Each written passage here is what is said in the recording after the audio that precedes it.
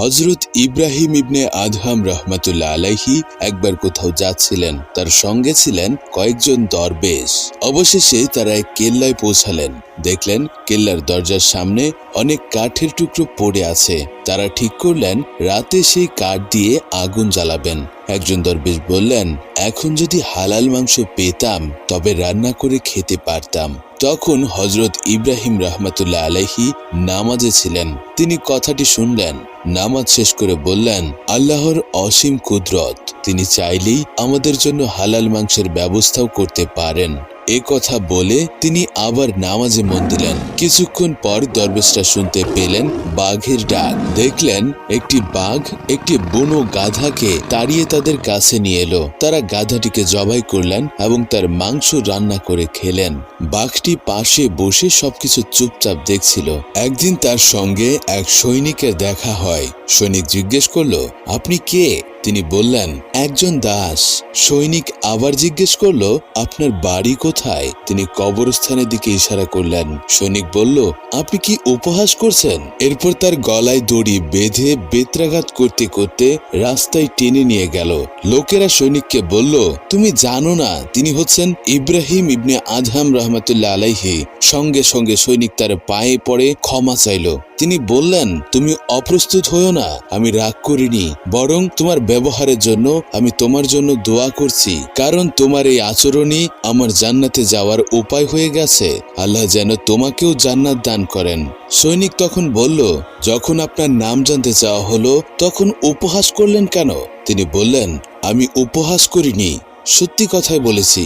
আমরা সবাই আল্লাহর দাস, আর কবরস্থানই আমাদের প্রকৃত ঠিকানা। কারণ পৃথিবীতে আমরা কেবল কিছুদিনের জন্য এসেছি, কিন্তু কবরেই থাকতে হবে কিয়ামত পর্যন্ত। একবার তিনি নৌকাযোগে ভ্রমণ করছিলেন। হঠাৎ করে নদীতে প্রচন্ড ঝড় শুরু হলো। নৌকা দুলতে লাগলো। যাত্রীরা আতঙ্কে চিৎকার করে উঠল। মনে হলো এখনই নৌকা ডুবে যাবে। এমন সময় কেউ একজন অদৃশ্য কণ্ঠে বলল, তোমরা ভয় পেও না, এই নৌকা রয়েছেন হযরত ইব্রাহিম ইবনে আদহাম রাহমাতুল্লাহ আলাইহি। একদিন আরেকবার এমনই ঝড় উঠেছিল, তবে সেদিন নৌকায় তিনি ছাড়াও ছিল একটি পবিত্র কুরআন শরীফ। নৌকা যখন আবার দুলতে লাগলো, তিনি আকুল হয়ে আল্লাহর দরবারে দোয়া করলেন, হে প্রভু, আপনি কি আমাদের ডুবিয়ে মারবেন? আর সেই মুহূর্তেই ঝড় থেমে গেল। আরো একটি রাতের ঘটনা। তিনি অবস্থান করতেন বাইতুল মুকাদ্দাস মসজিদে। ওই মসজিদে কাউকে রাত কাটাতে দেওয়া হতো না। তিনিও তা জানতেন, তাই নিজেকে চাটাইয়ের নিচে লুকিয়ে রাখলেন। রাত তখন গভীর। হঠাৎ মসজিদের দরজা খুলে গেল। 40 জন জোব্বা পরা অনুসারী নিয়ে একজন বৃদ্ধ দরবেশ ভেতরে ঢুকলেন। তার পরনেও ছিল জোব্বা। প্রথমে তারা 2 রাকাত নামাজ আদায় করলেন। এরপর দরবেশ সঙ্গীদের দিকে মুখ করে বসলেন। একজন বলল, আজ মসজিদে আরেকজন মানুষ রয়েছেন। দরবেশ বললেন, হ্যাঁ, তিনি ইব্রাহিম ইবনে আদহাম। আজকে 40 দিন ধরে তিনি ইবাদতে কোনো তৃপ্তি পাচ্ছেন না। এ কথা শুনে চাটাই থেকে বেরিয়ে এলেন হযরত ইব্রাহিম আদহাম রাহমাতুল্লাহ আলাইহি। বললেন, আপনার কথা একেবারে সত্য, তবে বলুন এর কারণ কি? দরবেশ বললেন, আপনি একদিন বসরা শহরে খেজুর কিনছিলেন। বিক্রেতা যখন ওজন করছিল তখন একটি খেজুর নিচে পড়ে যায়। আপনি সেটিকে নিজের মনে করে খেয়ে ফেলেন। এটি হলো কারণ। আপনি যে ইবাদতে শান্তি পাচ্ছেন না, তা এই সামান্য খেজুরের জন্য। এ কথা শুনে তিনি ভোরেই বসরায় চলে গেলেন। খেজুর বিক্রেতার কাছে ক্ষমা চাইলেন। বিক্রেতা বিস্মিত হয়ে বলল, এত সামান্য কারণে যদি এমন হয়, তাহলে আমি না জানি কত বড় বড় গুনাহ করেছি। সে সঙ্গে সঙ্গে তওবা করলো, খেজুরের ব্যবসা ছেড়ে দিয়ে ইবাদতে মন দিল। পরবর্তী সময়ে সেও একজন বিখ্যাত দরবেশ হয়ে ওঠে। একদিন তিনি রাতে ঘুমিয়ে পড়েছিলেন। তখন একটি চমৎকার স্বপ্ন দেখলেন। তিনি দেখলেন হযরত জিবরাইল আলাইহিসসালাম একটি বই হাতে নিয়ে দাঁড়িয়ে আছেন। তিনি জিজ্ঞেস করলেন, হে ফেরেশতা প্রধান, এটি কি? জিবরাইল আলাইহিসসালাম বললেন, এতে আল্লাহর বন্ধুদের নাম লেখা হবে। হযরত ইব্রাহিম আদহাম রাহমাতুল্লাহ আলাইহি বললেন, আপনি কি আমার নামও লিখবেন? তিনি বললেন, না, আপনি আল্লাহর বন্ধু নন। এই উত্তর শুনে হযরত ইব্রাহিম আদহাম রাহমাতুল্লাহ আলাইহি ভেঙে পড়লেন। তিনি বিনয়ীভাবে বললেন, তাহলে আমি অন্তত তার বন্ধুদের বন্ধু তো বটেই। এ কথা শুনে হযরত জিবরাইল আলাইহিসসালাম কিছুক্ষণ নীরব থাকলেন। তারপর বললেন, আমি আদেশ পেয়েছি আপনার নামটি সর্বপ্রথমে লিখতে। একবার তিনি এক সাধকের সমাবেশে গিয়েছিলেন। বসতে গেলে তারা বললেন, আপনার শরীর থেকে এখনো রাজকীয় গন্ধ আসছে, এখানে বসতে পারবেন না। তিনি কোনো আপত্তি না করে দূরে গিয়ে বসে পড়লেন। একজন তাকে প্রশ্ন করল, মানুষের হৃদয়ে আল্লাহর ভালোবাসা ঢুকতে না পারার কারণ কি? তিনি বললেন, কারণ মানুষ আল্লাহ যা পছন্দ করেন তা করে না, বরং নিজে যা পছন্দ করে তা নিয়ে ব্যস্ত থাকে। হজের সময় তাওয়াফরত অবস্থায় তিনি একজন লোককে বললেন, যতক্ষণ না তুমি নিজের ভেতরে 4টি বিষয় ত্যাগ করে অন্য 4টি অর্জন করবে, ততক্ষণ তুমি পূর্ণবান্দের অন্তর্ভুক্ত হতে পারবে না। প্রথমত, ধন দৌলত ও ক্ষমতার লোভ ত্যাগ করো, দাসত্ব ও দারিদ্রতাকে গ্রহণ করো। দ্বিতীয়ত, মান সম্মানের আশা ত্যাগ করো, অপমান ও নম্রতা গ্রহণ করো। তৃতীয়ত, অলসতা ও ঘুম ত্যাগ করো, পরিশ্রম ও সচেতনতাকে আঁকড়ে ধরো। চতুর্থ, অহংকার পরিহার করো, বিনয় ও নম্রতা গ্রহণ করো। একবার তিনি একটি ডালিম বাগানে পাহারা দিচ্ছিলেন। বাগানের মালিক তাকে বলল, কিছু মিষ্টি ডালিম এনে দাও। তিনি ডালিম এনে দিলেন, কিন্তু সেগুলো ছিল টক। তুমি তো বাগানের পাহারা দাও, নিশ্চয় জানো কোনটি মিষ্টি আর কোনটি টক। তিনি বললেন, আপনি আমাকে পাহারা দিতে বলেছেন, খেতে নয়। আমি কিভাবে জানবো কোনটি কেমন? মালিক বলল, তোমার কথায় আমি সততার গন্ধ পাচ্ছি। তুমি নিশ্চয়ই ইব্রাহিম ইবনে আদহাম রহমাতুল্লাহ আলাইহি। এ কথা শুনে তিনি কোনো উত্তর না দিয়ে প্রহরার কাজ ছেড়ে চলে গেলেন। একদিন এক মাতালের সঙ্গে তার দেখা হয়।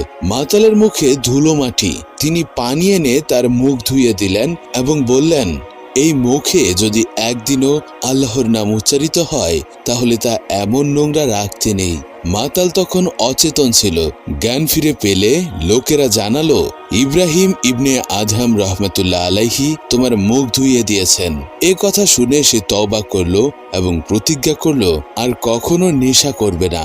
সেই রাতে হযরত ইব্রাহিম আদহাম রহমাতুল্লাহ আলাইহি স্বপ্নে দেখলেন, আল্লাহ বলছেন, তুমি আমার নামের মর্যাদা রক্ষা করেছো, আমি তোমার অন্তরকে পরিশুদ্ধ করে দিলাম। পবিত্র হৃদয়ের ছোঁয়ায় সবকিছু পবিত্র হয়ে যায়, এমনকি একটি গাছও। বাইতুল মুকাদ্দাস সফরে তিনি ও তার সঙ্গী মোহাম্মদ মুবারক এক ডালিম গাছের নিচে নামাজ পড়লেন। নামাজ শেষে চলে যাচ্ছিলেন, এমন সময় গাছ থেকে আওয়াজ এলো, আমার 2টি ফল খেয়ে আমাকে ধন্য করুন। তারা ফল খেলেন। কিছুদিন পর যখন তারা আবার ওই পথ দিয়ে ফিরছিলেন, অবাক হয়ে দেখলেন ছোট গাছটি বিশাল হয়ে গেছে আর সেই গাছের ফলও হয়ে উঠেছে অনেক বেশি সুস্বাদু। একবার এক পাহাড়ের উপর বসে হযরত ইব্রাহিম ইবনে আদহাম রহমাতুল্লাহ আলাইহির সঙ্গে এক দরবেশের কথোপকথন হয়। দরবেশ তাকে জিজ্ঞেস করলেন, পূর্ণ আল্লাহ তাআলা ব্যক্তির পরিচয় কি? হযরত ইব্রাহিম রহমাতুল্লাহ আলাইহি উত্তর দিলেন, যদি তিনি কোনো পাহাড়কে চলতে বলেন তাহলে সেই পাহাড় চলতে শুরু করে। এ কথা বলার কিছু সময়ের মধ্যেই আশ্চর্যজনকভাবে তারা যে পাহাড়ে বসেছিলেন সেই পাহাড়টি নড়তে শুরু করলো। তিনি বললেন, হে পাহাড়, আমি তো তোমাকে চলতে বলিনি, তুমি কেন চলতে লাগলে? এ কথা শোনার পর পাহাড়টি আবার আগের মতো স্থির হয়ে গেল। একবার হযরত ইব্রাহিম আদহাম রাহমাতুল্লাহ আলাইহি ছিলেন ধ্যানমগ্ন অবস্থায়। তিনি তখন রাজপ্রাসাদের সুবর্ণ পালঙ্কে আরামদায়ক শয্যায় বসে ইবাদতে মগ্ন ছিলেন। হঠাৎ তিনি শুনতে পেলেন ছাদের উপর দিয়ে কেউ যেন হাঁটছে। তিনি ডাকলেন, কে ওখানে? উত্তর এলো, আমি তোমার বন্ধু, আমার একটা উট হারিয়েছে, সেটাই খুঁজছি। তিনি অবাক হয়ে বললেন, উট হারিয়েছে বলে তুমি রাজপ্রাসাদের ছাদে খুঁজতে এসেছো? রাগ হয়ে তিনি তাকে মূর্খ বললেন। তখন সে জবাব দিল, আমার কাজটিকে যদি তুমি মূর্খামি বলো তাহলে তুমি যে সোনার বিছানায় শুয়ে দামি পোশাকে ইবাদত করছো, এটা কি তার চেয়ে বড় বোকামি নয়? এ কথায় হযরত ইব্রাহিম রহমাতুল্লাহ আলাইহি গভীর অনুশোচনায় দগ্ধ হতে লাগলেন। এরপর সেই অদৃশ্য বন্ধু রাতের অন্ধকারে মিলিয়ে গেল। পরদিন তিনি রাজপ্রাসাদের রাজকীয় পরিবেশে বসেছিলেন। ঠিক তখন এক মহাজ্ঞানী তেজস্বী ব্যক্তি দরবারে প্রবেশ করলেন। বাদশাহ তাকে জিজ্ঞেস করলেন, আপনি কে? এখানে কি চান? তিনি জবাবে বললেন, আমি একজন মুসাফির, এই মুসাফির খানায় কিছু সময় বিশ্রাম নিতে চাই। বাদশাহ বললেন, এটা মুসাফির খানা নয়, এটা আমার রাজপ্রাসাদ। তখন খিজির আলাইহিস সালাম জিজ্ঞেস করলেন, আপনার আগে এখানে কে বাস করতেন? তিনি বললেন, আমার পিতা, তার আগে আমার পিতামহ, তারও আগে আমার প্রপিতামহ, তারা এখন কোথায়? তিনি বললেন, সবাই দুনিয়া ছেড়ে চলে গেছেন। তখন খিজির আলাইহিসসালাম বললেন, যখন সবাই একে একে এসে চলে যান তখনও আপনি একে মুসাফিরখানা বলবেন না? যদি এটা স্থায়ী হতো তাহলে আজও তারা এখানে থাকতেন। একথা বলে তিনি যেমন এসেছিলেন তেমনি নিঃশব্দে চলে গেলেন। এই দৃশ্য বাদশার হৃদয়ে গভীর রেখাপাত করল। তিনি সিংহাসন থেকে নেমে ছুটে গেলেন সেই অচেনা আগন্তুকের পেছনে। অনেক দূর গিয়ে অবশেষে তাকে পেলেন। তিনি জিজ্ঞেস করলেন, আপনি কে জনাব? তিনি বললেন, আমি আল্লাহর এক দাস। খিজির এই বলে তিনি অদৃশ্য হয়ে গেলেন। আর কিছু জিজ্ঞেস করার সুযোগই রইল না। হযরত ইব্রাহিম আদহাম রহমতুল্লাহ আলাইহি এই ঘটনার পর এক গভীর উদ্বেগ ও বিষাদের মধ্যে পড়ে গেলেন। এই মানসিক চাপ থেকে মুক্তি পেতে তিনি শিকারে বের হলেন। শিকারে গিয়ে তিনি দলছুট হলেন। ঠিক তখনই এক স্বর ভেসে এলো কানে, ইব্রাহিম, এখনই সতর্ক হও, মৃত্যুর আগে জেগে ওঠো। একবার নয়, বারবার সেই একই আহ্বান। এর মধ্যে তিনি একটি হরিণ দেখতে পেলেন। যে মুহূর্তে তীর ছুটতে যাচ্ছেন, হরিণটি বলে উঠল, ইব্রাহিম, তুমি শিকার করতে পারবে না। আমাকে শিকারের জন্য পাঠানো হয়নি, বরং তোমাকেই শিকারের জন্য পাঠানো হয়েছে। তুমি ভুল পথে চলছো। এই কাজের জন্যই কি তুমি পৃথিবীতে এসেছো? এ কথা শুনে তিনি হতবাক হয়ে গেলেন। তখনও তিনি ঘোড়ায় চড়েছিলেন। আর কি আশ্চর্য, ঘোড়ার জিন থেকে হরিণের কথা প্রতিধ্বনিত হচ্ছিল। এই সতর্কতা যেন বিদ্যুৎ তরঙ্গের মতো তার স্নায়ুতে ছড়িয়ে গেল। তিনি নিজেকে আর ধরে রাখতে পারলেন না। চোখ বেয়ে অশ্রু গড়িয়ে পড়ল। ভিজে গেল তার রাজপোশাক, রাজঘোড়া। এদিকে কিছু দূর গিয়ে তিনি এক গরিব রাখালকে দেখলেন। চটের জামা কাপড় পরা রাখালটির সাথে তিনি নিজের রাজকীয় পোশাক বদলে নিলেন। সোনার রাজমুকুট খসে গেল। বলকের বাদশাহ মুহূর্তের মধ্যে হয়ে গেলেন একজন দিন ফকির। তার রাজজীবনের অবসান হলো। শুরু হলো জাহিদি জীবন। এখন থেকে তার জীবন ছিল ধ্যান, কান্না ও ইবাদতে পরিপূর্ণ। হযরত ইব্রাহিম আদহাম রহমতুল্লাহ আলাইহি এবার সিংহাসন ছেড়ে মানুষের হৃদয়ে জায়গা নিলেন। এরপর তিনি একাকী ঘুরতে ঘুরতে এক পুলের কাছে এলেন। দেখলেন একজন অন্ধলোক পুল পার হচ্ছে, টলমল করছে, পড়েই যাবে যেন। তিনি ডেকে বললেন, ইয়া আল্লাহ, তাকে রক্ষা করুন। আর আশ্চর্য, তিনি বলার সঙ্গে সঙ্গে লোকটি যেন বাতাসে ভেসে পার হয়ে গেল। এই ঘটনায় তিনি আরো আলোকিত ও আবেগভারে পূর্ণ হয়ে উঠলেন। এরপর তিনি এলেন নিশাপুর শহরে। আশ্রয় নিলেন এক অন্ধকার গুহায়। আল্লাহর ইবাদতে মগ্ন হয়ে কাটিয়ে দিলেন 9টি বছর। প্রতি শুক্রবার তিনি গুহা থেকে বের হয়ে বনে জঙ্গলে কাঠ সংগ্রহ করতেন। সেগুলো বিক্রি করতেন নিশাপুরের বাজারে। সে অর্থ দিয়ে সামান্য রুটি কিনতেন। রুটির অর্ধেক তিনি দান করতেন গরিব দুঃখীদের, আর অর্ধেক নিজে খেতেন। একদিন খাবার জুটল না। তিনি 4 রাকাত শুকরানার নামাজ পড়লেন। পরদিনও একই অবস্থা, একই শকর। এভাবে একটা সপ্তাহ অনাহারে কেটে গেল। তিনি এত দুর্বল হয়ে পড়লেন যে দাঁড়িয়েও থাকতে পারছিলেন না। অবশেষে তিনি আল্লাহর দরবারে মিনতি করলেন, হে প্রভু, আজ যদি কিছু খাওয়ার ব্যবস্থা করতেন ভালো হতো। দোয়া শেষ হতেই এক তরুণ এসে বলল, হুজুর, আপনি আমার অতিথি হন। তাকে নিয়ে তরুণ তার ঘরে গেল। একবার এক ভৃত্য তাকে চিনে ফেলে এবং বলে, যা কিছু আপনার সামনে দেখছেন সবে একদিন আপনারই ছিল। তিনি বিনয়ীভাবে উত্তর দিলেন, যা হওয়ার তা হয়েছে, এখন আমাকে যেতে দাও। হালাল খাদ্য গ্রহণে এতটা সংযত ছিলেন যে 40 বছর মক্কার ফল মুখে দেননি, কারণ তা হালাল উপার্জন দিয়ে কেনা হয়নি। মক্কায় থেকেও জমজম কূপের পানি পান করেননি, কারণ বালতিটি ছিল সরকারি সম্পত্তি। একবার রাতে শিষ্যরা না খেয়ে ঘুমিয়ে পড়ে। তিনি চুপি চুপি এসে নিজের হাতে আটা কিনে রুটি বানাতে যান, কিন্তু উনুনে আগুন জ্বলছিল না। তখন এক মুরিদ জেগে দেখে তাদের মুর্শিদ তাদের জন্য রুটি বানাতে ব্যস্ত। শিষ্যরা আবেগে ভেঙে পড়ল। এমন একজন মুর্শিদের খেদমতে থাকা তাদের জন্য পরম সৌভাগ্য। তার শিষ্য হওয়ার শর্ত ছিল, আমি তোমাদের পরিচর্যা করব, আপত্তি করবে না। দ্বিতীয়ত, আজান আমি দেব। তৃতীয়ত, আমার খাবার তোমাদের দেব, লজ্জা না পেয়ে খেয়ে নিবে। একবার সত্যের সন্ধানে থাকা একজন মানুষকে উপদেশ দিতে গিয়ে তিনি বললেন, প্রথমত তুমি যদি পাপ করতে চাও তাহলে আল্লাহর দেয়া রিজিক খাবে না। লোকটি বলল, রিজিক তো আল্লাহ ছাড়া আর কেউ দিতে পারে না। তিনি বললেন, তাহলে যার রিজিক খাবে তার অবাধ্যতা করবে কিভাবে? দ্বিতীয়ত, যদি পাপ করতে চাও তাহলে আল্লাহর রাজ্য ছেড়ে অন্য কোথাও চলে যাও। লোকটি বলল, আল্লাহ ছাড়া তো আর কারো রাজ্য নেই। তিনি বললেন, তাহলে যার রাজ্যে বাস করো তার বিরূপ আচরণ করো কিভাবে? তৃতীয়ত, তুমি যদি পাপ করতেই চাও তবে এমন কোনো জায়গায় করো আল্লাহ তাআলা যেখানে দেখতে পান না। লোকটি বলল, তিনি তো সর্বত্রই আছেন, সবকিছু দেখেন। তিনি বললেন, তাহলে যার রাজ্যে আছো, যার দেয়া রিজিক খাচ্ছ, তার সামনে দাঁড়িয়ে তারই অবাধ্যতা করবে? এর চেয়ে বড় বিশ্বাসঘাতকতা আর কিছু হতে পারে না। চতুর্থ, যখন মৃত্যুর ফেরেশতা তোমার কাছে আসবে তখন তাকে বলো যেন তোমাকে একটু সময় দেয় যাতে তুমি তওবা করতে পারো।